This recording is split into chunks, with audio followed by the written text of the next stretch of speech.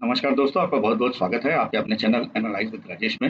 दोस्तों, कोई कैंडल बन रही होती है, तो बड़े असमंजस की स्थिति रहती है।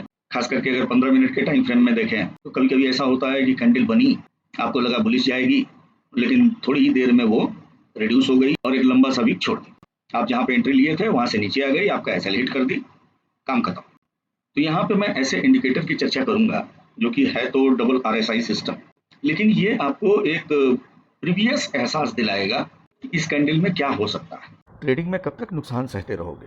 राजेश एकेडमी के कोर्सेज ज्वाइन करो और अपने लॉसेस को कंट्रोल करो। ज़्यादा डिटेल के लिए दिए गए नंबर पे स्टार्ट का मैसेज भेजो। नया सेशन जल्दी शुरू होने वाला है, ज्वाइन करो और अपनी ट्रेडिंग जर्नी को बेहतर बनाओ। अब इसके कुछ उदाहरण देखिए। ये ओपनिंग कैंडल है, पहली कैंडल जो ओपन हुई, प्रीवियस डे क्लोजिंग से ऊपर है, प्रीवियस डे की लास्ट कैंडल के ओपनिंग से भी हाई है। रिजेक्शन लेने के बाद में एक बुलिश कैंडल बनी थी, लेकिन इस कैंडल में ऊपर से भी रिजेक्शन है, यानी कि इस रेजिस्टेंस को पार नहीं कर पाई। अब यहाँ पे इस कैंडल को देखिए, ये कैंडल इस कैंडल के कंप्लीट होने से काफी पहले ही यहाँ पे रिजेक्शन दिखा दिया था, यानी बता दिया था कि ये कैंडल रेजिस्टेंस क्रॉस नहीं कर पाए। उसके बाद अब यहाँ लास्ट कैंडल पे नजर डालिए, ये लास्ट कैंडल बुलिश बन रही है और प्रीवियस कैंडल के हाई से ऊपर जा रही है, लेकिन यहाँ पे जो कैंडल बन रही है इसमें रिजेक्शन ज्यादा है और प्रीवियस कैंडल के हाई से नीचे इसकी बॉडी बन रही है। इसका मतलब ये है कि यहाँ पे ऊपर का जो सेंटिमेंट है वो वीक हो रहा है, यानी कि करंट कैंडल बुलिश तो बन रही है, लेकिन ये हो सकता है कि नेक्स्ट कैंडल बेयरिश बने और करंट कैंडल के हाई को क्रॉस न कर पाए, या हाई को अगर क्रॉस करती भी है तो वहां से रिजेक्ट हो। अब कोई जरूरी नहीं है कि ऐसा ही होगा, लेकिन क्या है, अधिकतम केसेस में ऐसा होता है।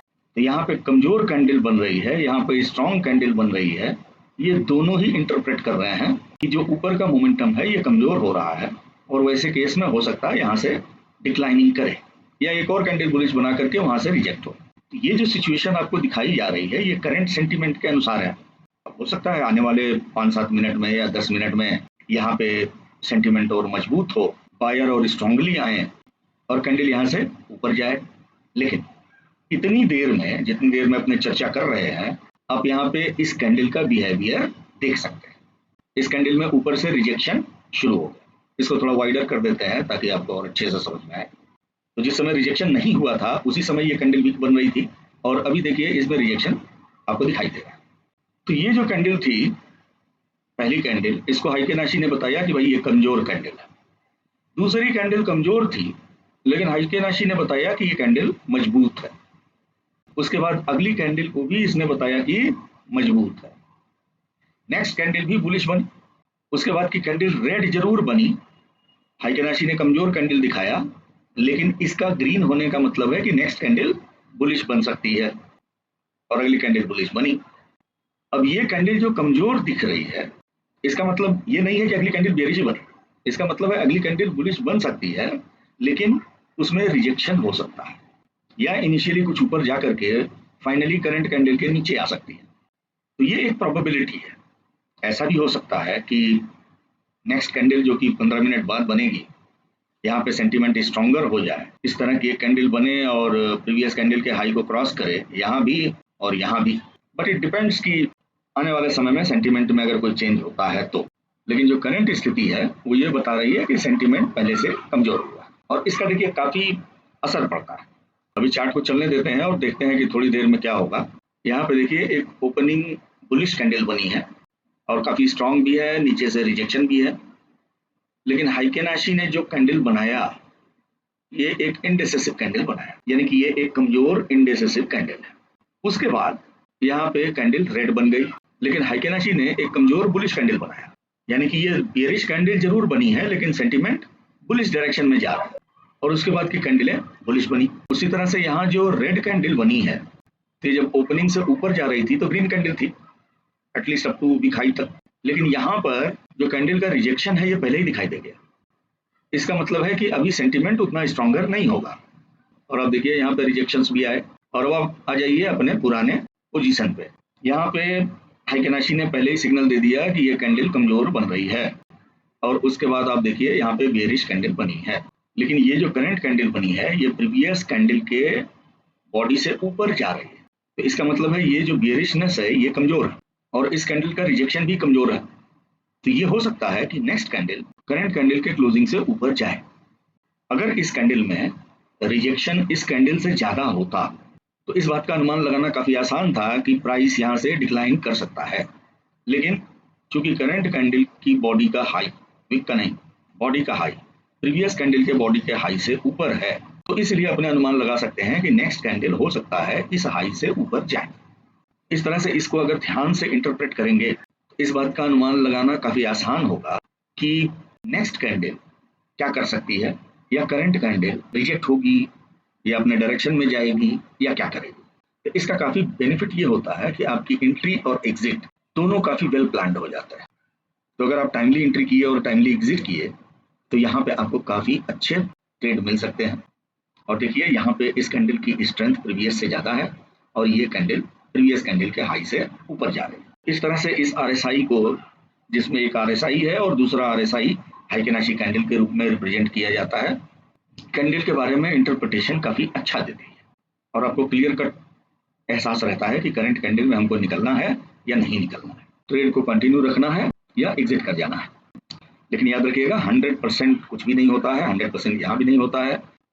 ये जो कैंडलें हाइकेनाशी की बनती हैं ये मोमेंटम को ध्यान में रख करके बनती हैं और सेंटीमेंट हमेशा चेंज होते रहते हैं। तो ये कैंडलें फ्यूचर का एक सिग्नल भर देती हैं, जैसे कि अपने डाइवर्जन को इस तरह से इंटरप्रेट कर सकते हैं कि आगे प्राइस गिर सकता है या उठ सकता है, लेकिन 100% परफेक्ट नहीं होता है। उसी तरह से यहाँ भी नेक्स्ट कैंडल का जो परसेप्शन है उसका अनुमान आपको लग सकता है 100% परफेक्ट नहीं होगा। कहीं कहीं मार्केट जो दिख रहा है उसके अगेंस्ट भी जा सकता है। तो it depends upon the current sentiment या सेंटीमेंट चेंज। फिर भी इतना अगर एहसास हो जाए कि भाई करंट कैंडल बुलिश ही रहेगी या बेरिश जाने वाली है, करंट मोमेंटम कैसा है, पहले से स्ट्रॉन्गर है या पहले से कमजोर हो रहा है, इसका एक आइडिया लग जाए तो ट्रेडिंग में काफी इंप्रूवमेंट आ सकता है। इसको पहले आप लगा करके ऑब्जर्व कीजिए। ऑब्जर्व करके अगर हमारी जो एनालिसिस है आपको सही लगती है तो इसका आप यूज कर सकते हैं। अब ये जो RSI है इट्स वेरी सिंपल। इसको लगाने के लिए इंडिकेटर में जाएंगे, इंडिकेटर सेक्शन में टाइप करेंगे HARSI और यहाँ पे खुलेगा हाइकेनाशी RSI ऑसिलेटर बाय जायरो जर्स।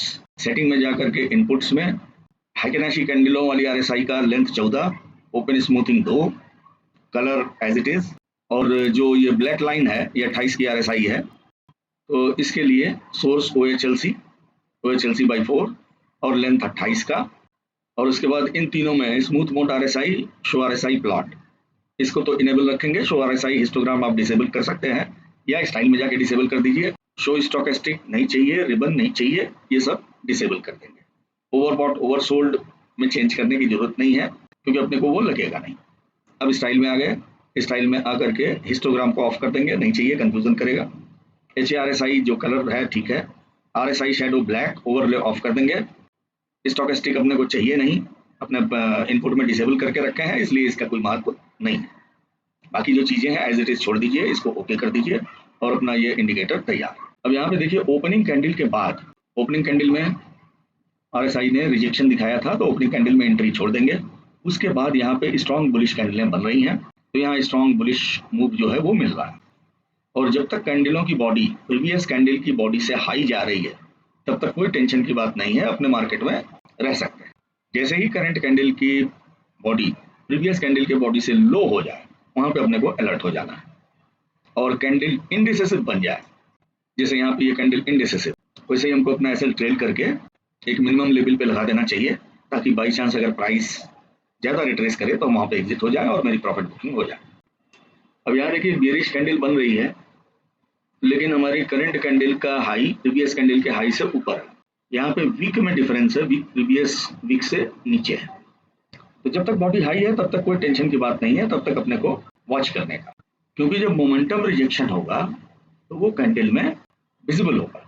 जब अगली कैंडल बने या इसी कैंडल में बॉडी की करंट हाई यानी कि दिस वन प्रीवियस कैंडल के क्लोजिंग से नीचे आ जाए तो वहां पे फिर अपने को सावधान हो जाना चाहिए, तब तक अपने ट्रेड को कंटिन्यू रखना चाहिए। तो इसको पहले एनालाइज कीजिए और देखिए कि किस तरह से काम करता है, और अगर अच्छा लगे तो फिर इसको यूज कीजिए। आशा करते हैं वीडियो आपको पसंद आया होगा। अच्छा लगा तो लाइक कीजिए, दोस्तों में शेयर कीजिए चैनल आपने सब्सक्राइब नहीं किया तो प्लीज सब्सक्राइब भी कीजिए। मिलते हैं फिर नेक्स्ट वीडियो में, तब तक के लिए नमस्कार, जय हिंद, जय भारत।